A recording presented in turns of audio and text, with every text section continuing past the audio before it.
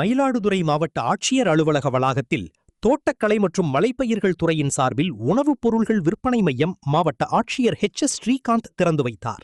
மயிலாடுதுறை மாவட்ட ஆட்சியர் அலுவலக வளாகத்தில் தோட்டக்கலை மற்றும் மலைப்பயிர்கள் துறையின் சார்பில் அமைக்கப்பட்டுள்ள உணவுப் பொருள்கள் விற்பனை மையத்தை மாவட்ட ஆட்சியர் எஸ் ஸ்ரீகாந்த் திறந்து வைத்தார்.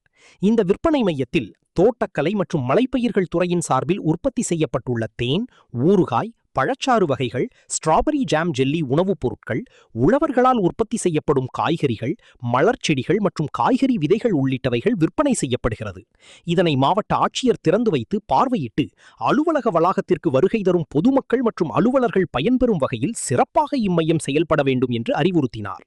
இந்நிகழ்வின் போது மாவட்ட வருவாய் அலுவலர் பூங்கொடி, தோட்டக்கலைத்துறை துணை இயக்குனர் திலீப், வேளாண் விற்பனை மற்றும் வணிகத்துறை துணை இயக்குனர் சுப்பையன் உள்ளிட்ட அதிகாரிகள் உடன் இருந்தனர்.